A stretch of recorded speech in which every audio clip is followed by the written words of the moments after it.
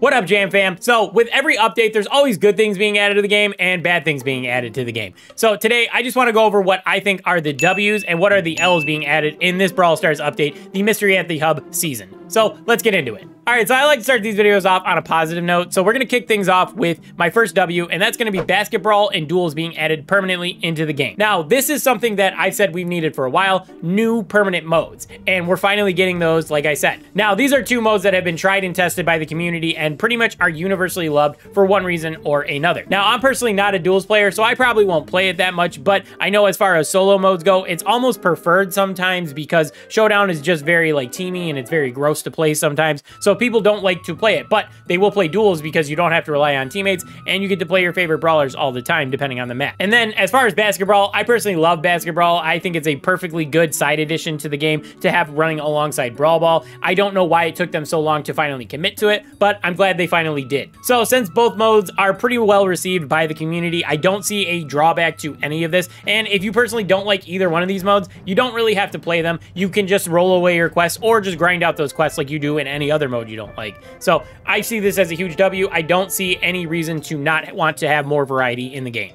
All right, next up, small W, and that's gonna be skins. Now, normally I don't put skins in this type of video because skins is something that's gated off from a huge chunk of the community, those being free-to-play players, and if you're a low spender, you probably aren't buying too many skins anyway, so I just don't like to talk about it because it's like, it's a nice commodity to have, but you don't need them to enjoy the game. But I think the skins are so good this time around that I have to include it in this video, and it's not just because I'm trying to fill out things and trying to be nice. I genuinely think this is some of the highest quality skins we've gotten so far. Particularly, I love the licensed Brawl skins. I think all four of them are great for different reasons, and I'm pretty excited because this is going to be the first full set of skins that I actually buy. So yeah, I'm definitely down for these skins. And I think the most notable thing about the skins in this update is that the single best skin, the Piper skin, is available to all free-to-play players as long as you grind out your Power League matches and you have the 25,000 star points on hand to actually purchase it. And you don't even need to do it this season because it'll eventually pop up in your shop as long as you meet that requirement. Personally, I think it was really nice of Supercell to take such a good skin, make it accessible to the entire community,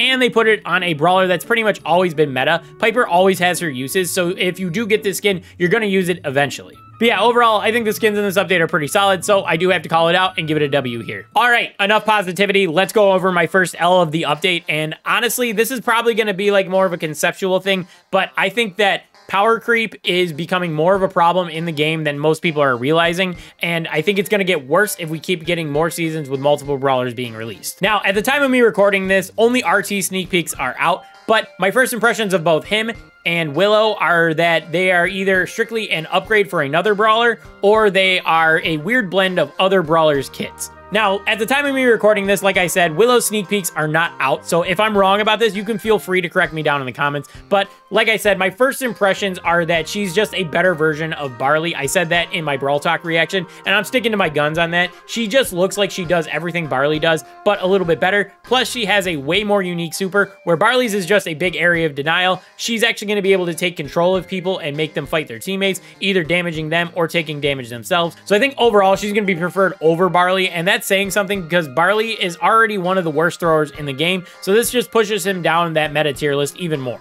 Now, at this point, I have seen RT sneak peeks, and I do think he's going to be a very solid brawler. He's going to be a mix of like Belle being able to mark people and make them take extra damage, and then when he uses a super, he's going to turn into like Jackie, and he's going to be able to turn himself into a tank and do damage in an area around him. I think overall, those two combinations are going to be a very solid thing, and it's definitely going to box Jackie out of certain maps and modes, depending on how you want to play him. Now, I don't want to stay too long on this topic because I might end up making another video just talking about the brawler specifically later on in the week, but I do want to say that I think that while mixing some abilities in brawlers is okay, I think doing it too much kind of boxes other brawlers out of the meta, and it makes it really pointless to even bother playing those older brawlers when the newer brawlers just do that stuff strictly better with better numbers. So while power creep does happen in all games, it's very sad to see it happen here in Brawl Stars because we do love these characters, we love their designs and their personalities, and it's just sad to see parts of their kits or the exact same thing they do just cranked up to 11 being added to another brawler. So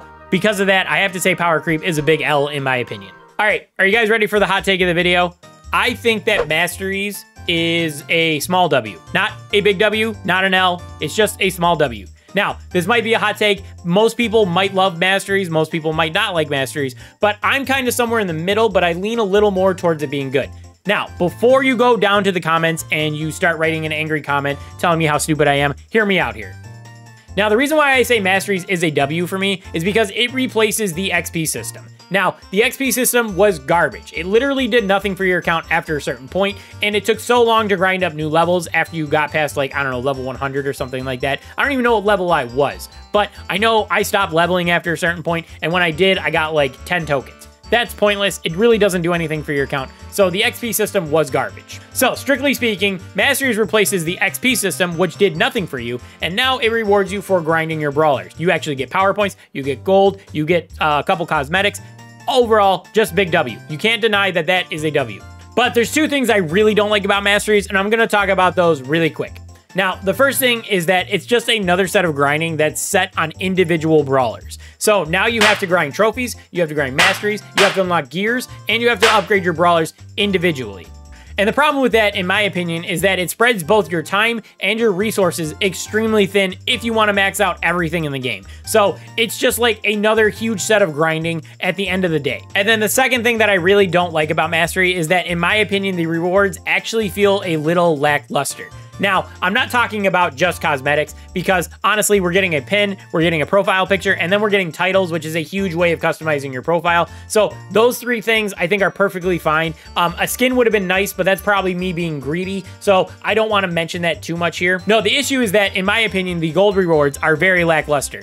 A 2,000 to 3,000 gold reward is not enough to justify the amount of grinding you have to do, especially when you're a mid to end game player, because when you're trying to upgrade your brawlers from level 9 to level 11, that upgrade is like 5,000 gold. It might be a little bit more, it might be a little bit less, but I know it's somewhere around that ballpark, and that's not even factoring the fact that you have to buy 2 more gears on top of those 2 upgrades. So when you figure in all of that, the 3,000 gold you're going to get paid out is just a drop in the bucket. And sure, you can earn 100,000 gold by trying to grind all your brawlers masteries up. And if that's the way you want to spend your time, that's great. But I feel like you're going to burn through most of that gold faster than you can earn it. And I don't feel like it really solves the gold shortage problem that we're having. Now, I know this sounds really negative, and I do want to reiterate that I do think Masteries is a good system. Like I said, it strictly is an upgrade to a system that did nothing for your account. And now you actually get some kind of rewards. So that is a W. But I think that the Mastery system actually benefits newer players that have smaller brawler pools whose resources aren't pulled in 70 different directions.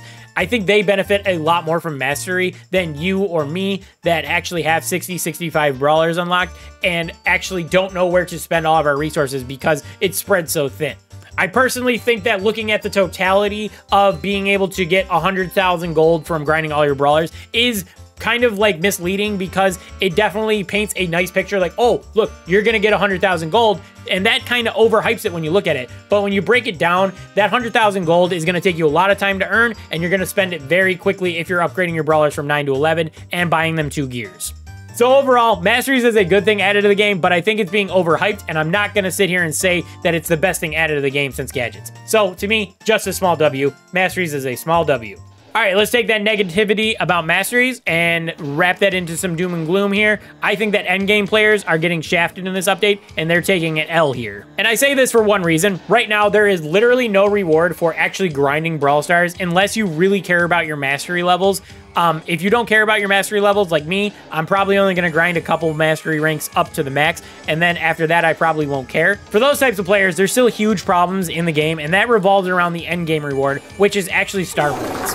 Now, to me, star points are a major problem in the game because a culmination of all your grinding every season is totaled up in star points. You get star points for grinding Power League, you get star points for grinding all your trophies, and at the end of the season, you get paid out whatever amount of star points, and you literally don't have anything to really do with it because the only thing you can use star points for right now is skins. And if you either don't like the skins or you have all the skins that are purchasable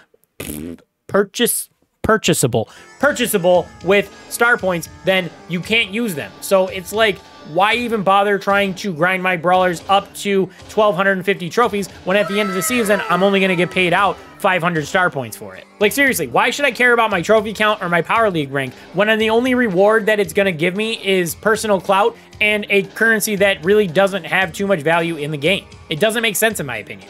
So in my opinion, when there is no real reward for your endgame players, when you have them just pushing for self-fulfillment and personal challenges and personal rewards, then you really have a broken system and it needs to be addressed very soon. So to me, I have to give endgame players a big L in this update.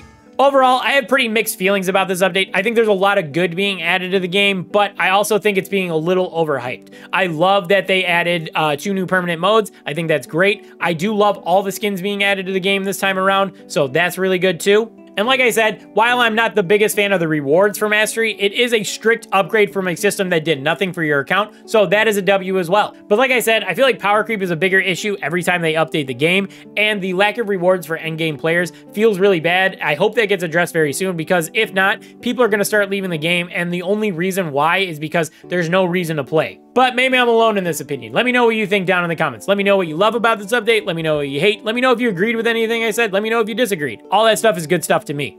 Anyway, if you made it this far and you enjoyed my rambling, make sure you leave a sub and make sure you leave a like on the video. But that's going to do it for this one. I want to thank you guys for watching, and I'll see you guys in the next one. Peace.